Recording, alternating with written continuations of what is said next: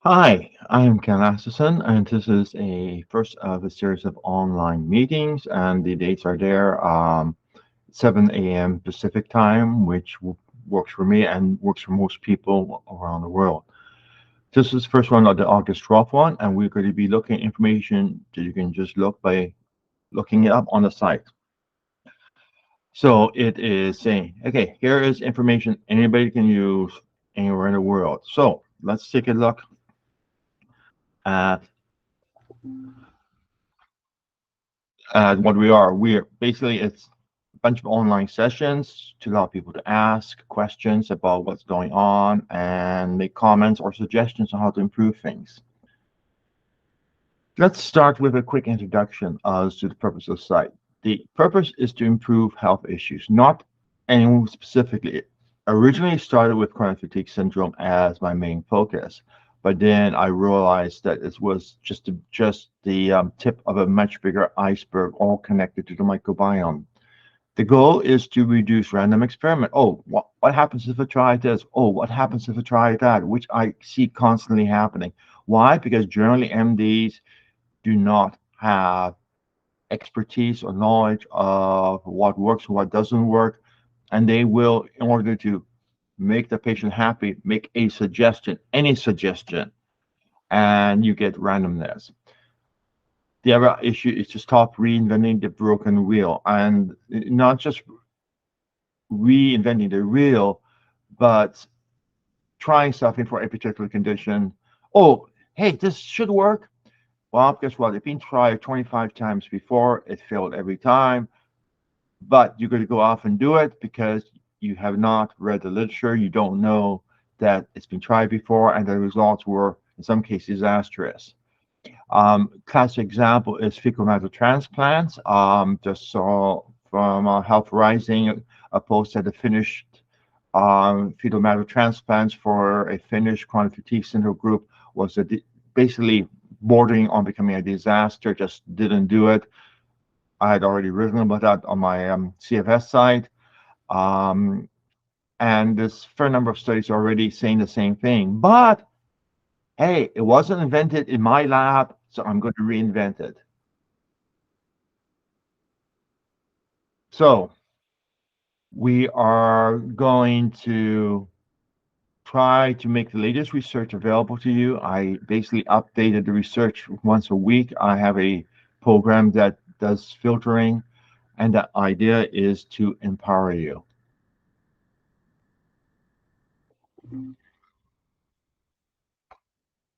Okay, so session one is online catalog.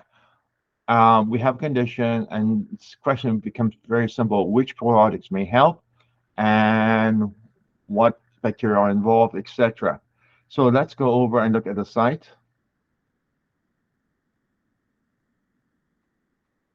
And oh joy, give me a second.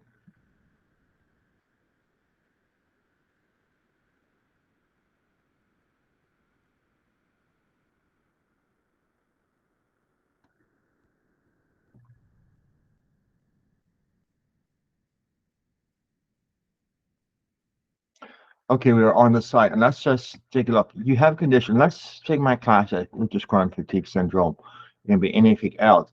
And my usual suggested starting point is very simple. What we do is we look up research probiotics strains available retail. This is a two-sided coin. Um, the reason it's two-sided is that often you will get probiotics in research, but you discover it's not available anywhere in the world at which you can buy, which means, okay, the research is done, nice for somebody's academic resume, but useless for you trying to do it. So if you type in something like chronic fatigue, up, uh,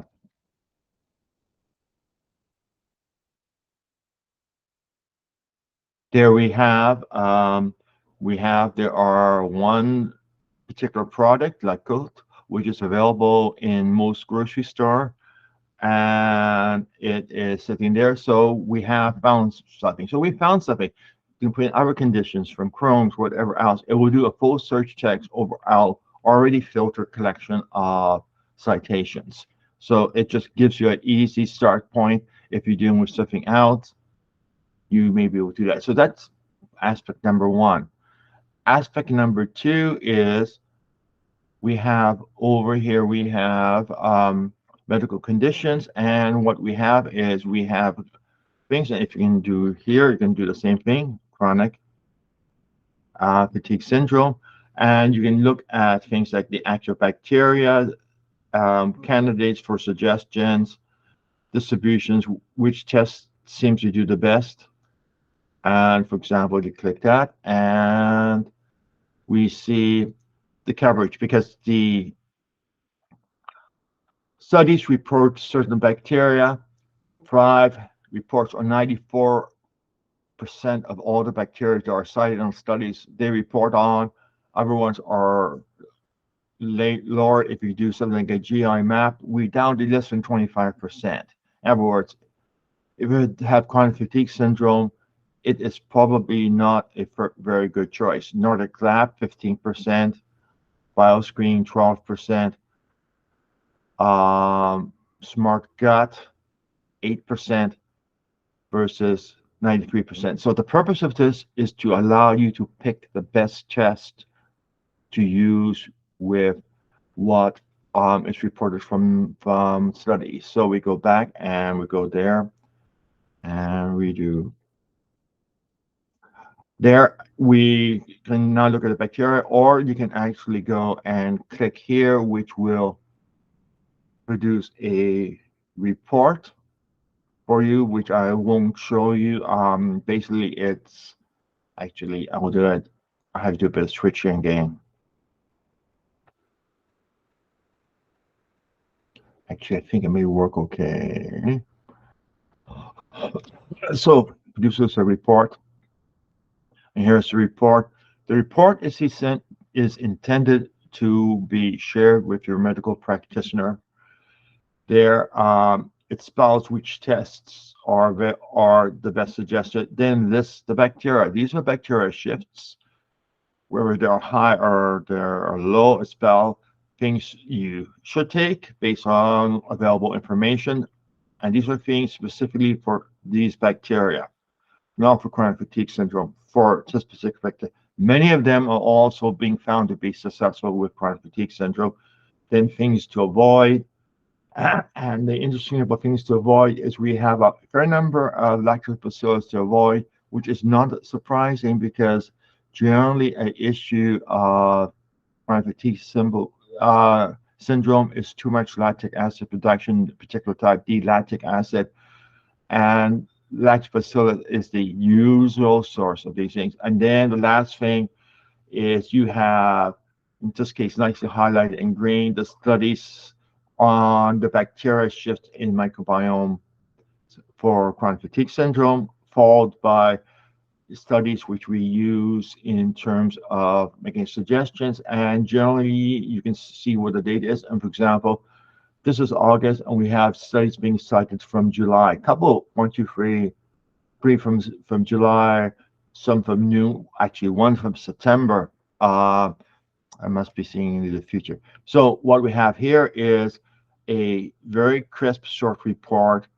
which is designed to be printed off and handed to your MD for comments for his education. He may be totally unaware of any of this, and that would not be surprising to find about 95% of MDs dealing with chronic fatigue syndrome. They have no idea there's a bacteria components there, and that it's being reported from many studies. The same thing for other things, for example, Alzheimer's, ALS, etc., etc., etc.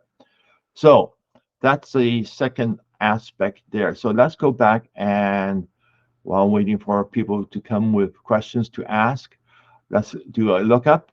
We can look at a particular modifier or substance. For example, we can go and take a look at barley and say, okay, what does what does it modify? And we have the information here, and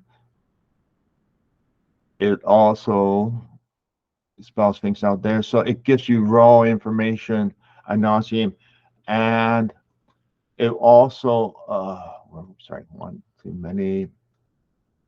Okay, let's go back. Also, if you want to, you can see where we're getting information from. You get a partial list if you haven't logged in, the full list there. So you can, again, take a look at where the data is coming from, and 42 citations, and we show the first 5 if you haven't logged in. So you can see where the information is coming from, which is generally sweet. So that is there. Bacteria. You go in and you want to look at something, a particular type of bacteria. And let's give me a quick look up. Oh, let's try something like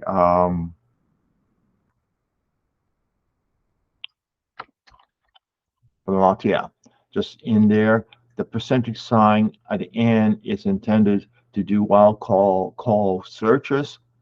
And there we have it. Now, the thing to keep in mind is sometimes people can't find things because they have a spelling error. Unfortunately, I don't have auto spell correct built into the system, so you may want to do a Google search and get the right spelling.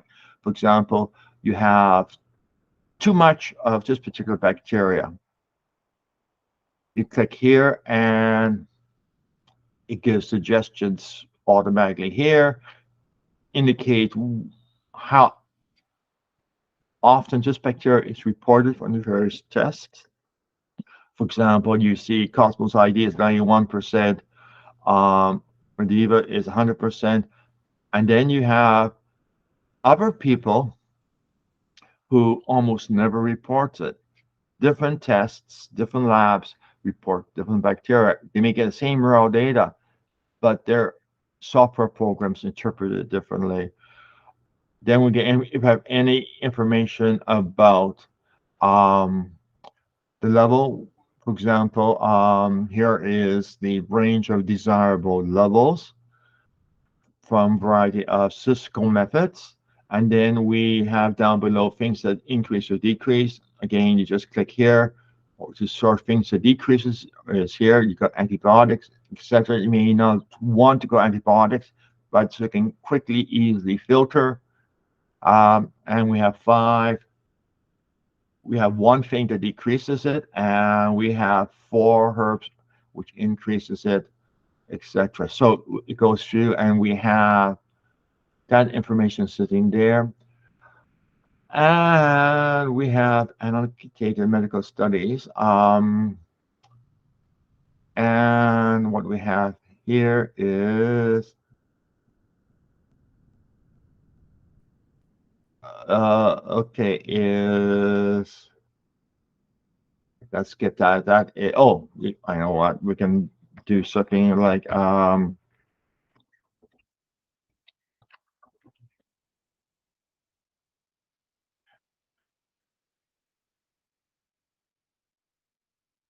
and it's a general full purpose search, and it comes back with information about it, about each one of them. And over here we have the PubMed ID of the article. So if you just go and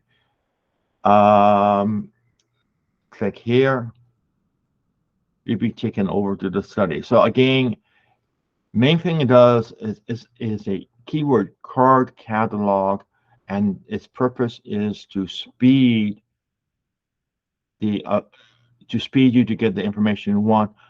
It's, if you go to PubMed and do the same thing, you will get a whole bunch of words like, matching like, etc., and you'll get a pretty fat, in some way, clustered list of things, many of which you probably were not interested. Here we have basically handpicked and filter out the ones which are most likely to be interested. So the result is you get a shorter, more precise list to match whatever you are interested in. Okay, next one is research probiotics by strain. In this particular case, what we have done is we have studies that mention a specific strain of probiotic, and we have gone out and searched the World Wide Web to find out which products contains it. Just Many products may contain it, but there's at least one listed. So what we have is we have a study which indicates some type of response, and that study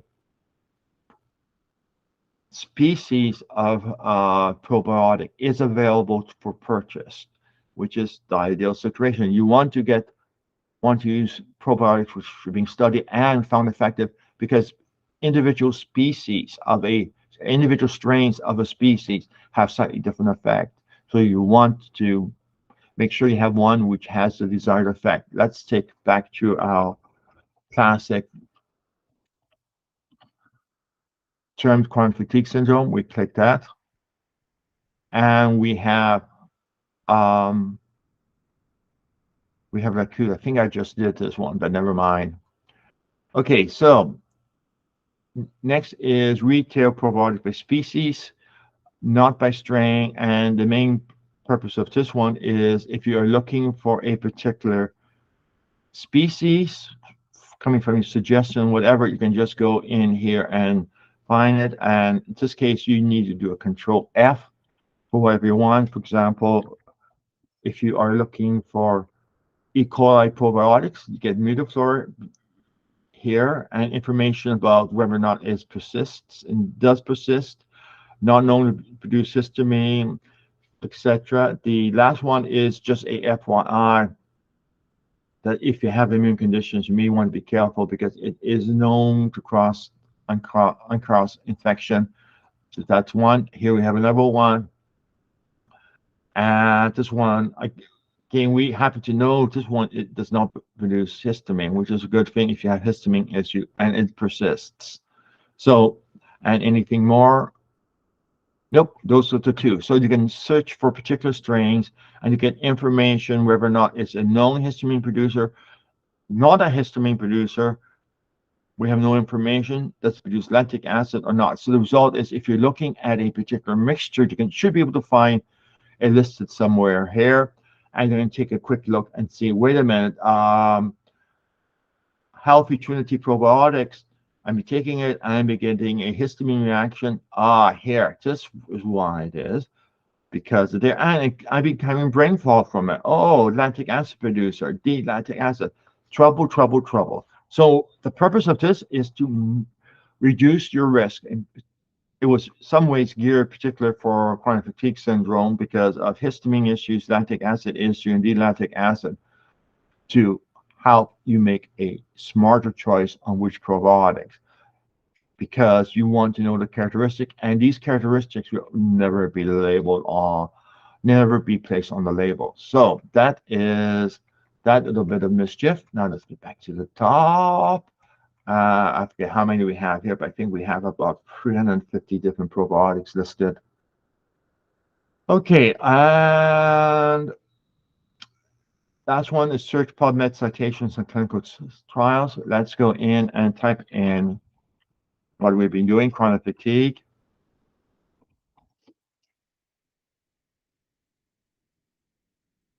And voila, what we have here is we first list any clinical studies which we have in our database. We don't have all of them, but ones which are connected to modifier,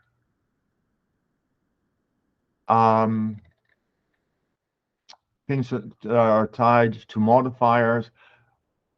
You probably have there. Here we have NADH and D-ribose and CoQ10.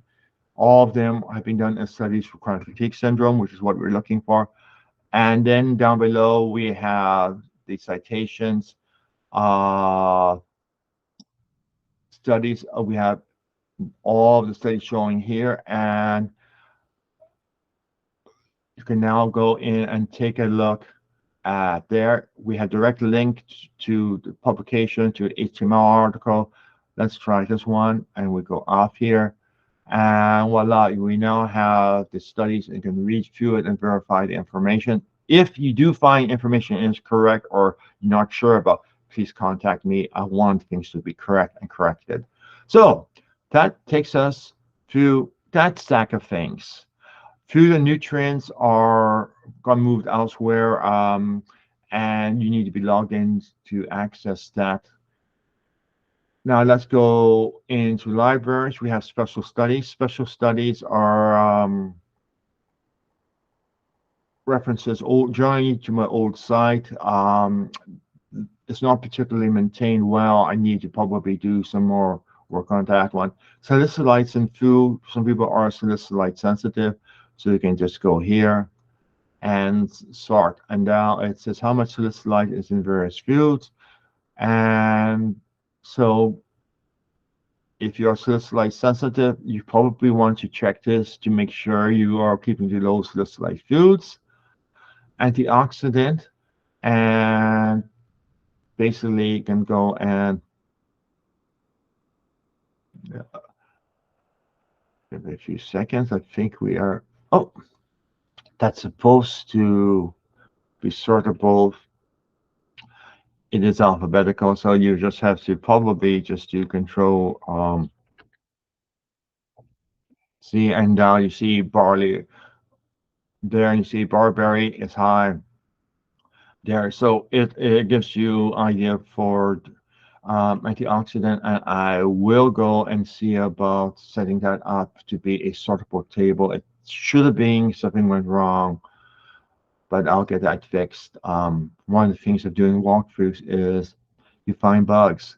So that's antioxidant there. Common issues.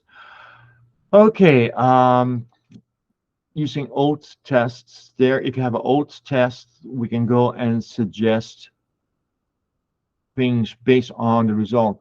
And what happens is we have from the Kyoto Encyclopedia of Gene and Genomics which organic acids are consumed and which ones are produced by a variety of probiotics. Hence, for example, here, if you are low and click here, we will select from this probiotics which are available ones that produces this particular acid. On the other hand, we have too much of this one. You want to reduce it, so you want to add in a probiotic which is a consumer of that particular one. And you just click submit. And there, down below at the bottom, you will see which ones it impact. One, this particular one would impact two of them in the right way. Another one would impact both of those in the right way. So you can now go and make a selection, and you can again start here.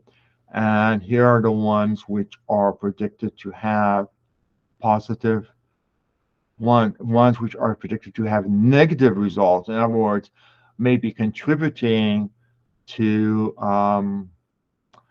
your having odd organic acid tests are there. So that is basically, if you have done an oats test, then this basically tries remedying your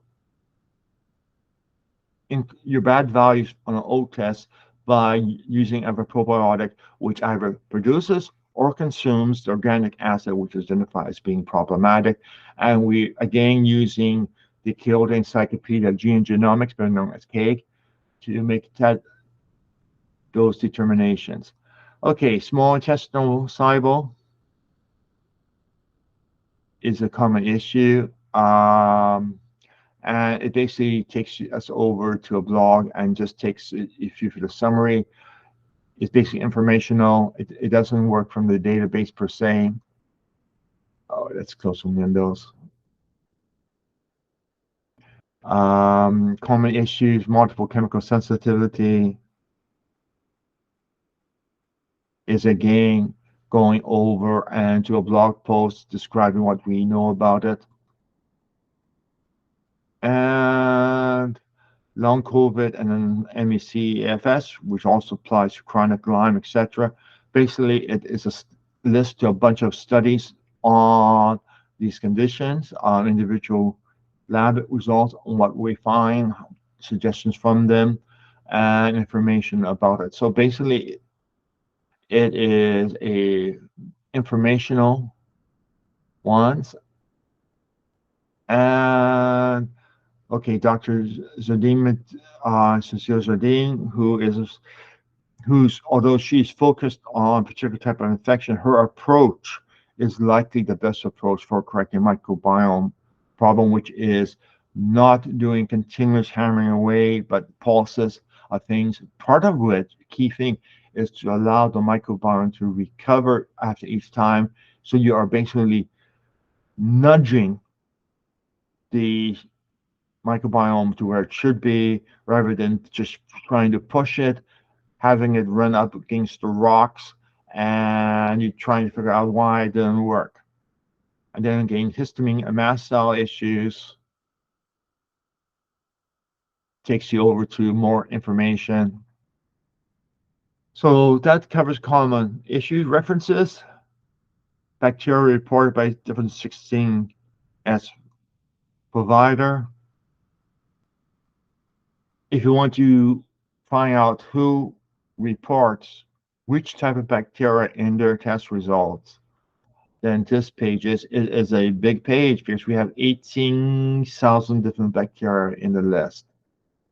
And we can have there, and we see the number of samples up top. So we have, for example, biome site is 2,297, and we see what each one done, and it's there, and it just goes on and on and on. And I think it should eventually, yep, it's still loading. So now you can search, and you can search for it. Again, it's a massive page, takes ages to load.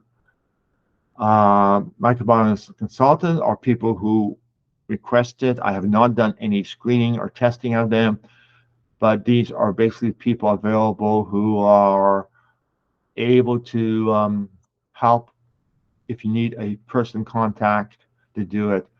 And there is in contact information. Keith Bell is one key one, and Jason Harlech is a good one, but he is of like 9 months wait.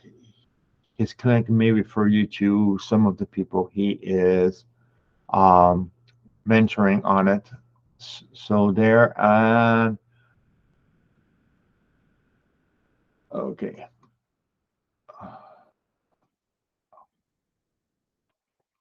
Let's go back to the easier way. I was reloading a massive page, which takes forever.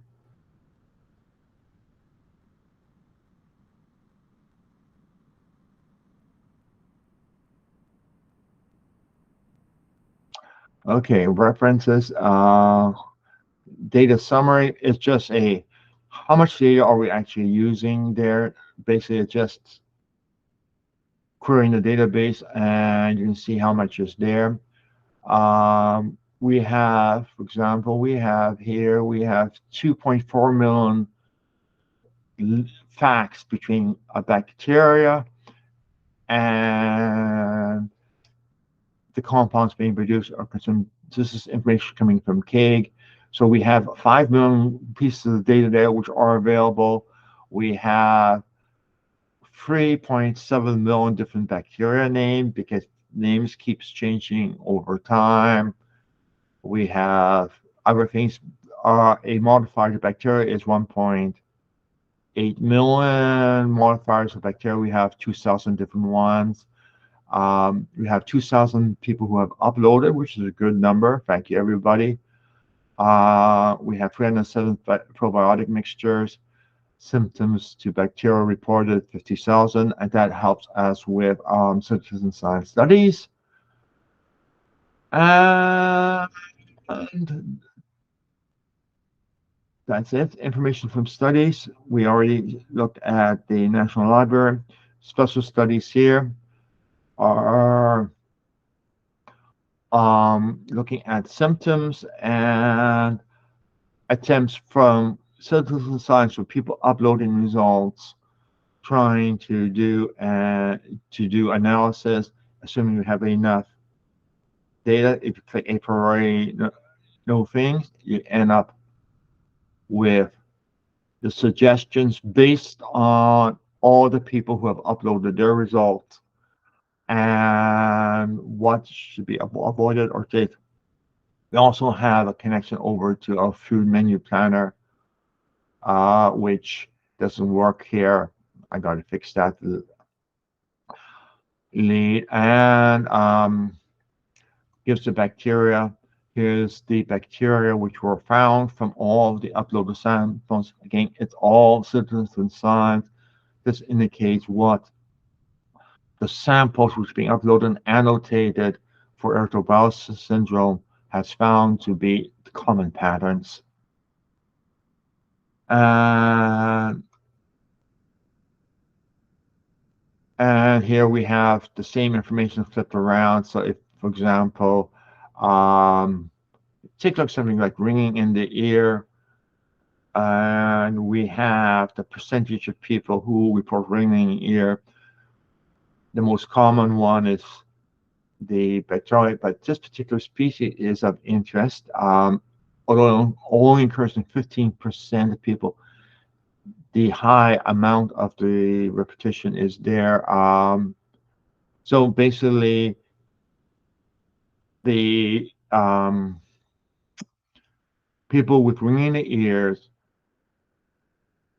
15% have a high amount of this particular bacteria, which could mean that it's one that we want to target. One of the key things is that typically it's not a single bacteria, it's a combination of bacteria. So that is basically explorational information, and that is basically it. Everything else is there, acknowledgement of sources. Basis is where I'm getting all the information from. So if you're interested in looking at the raw information source, it's there.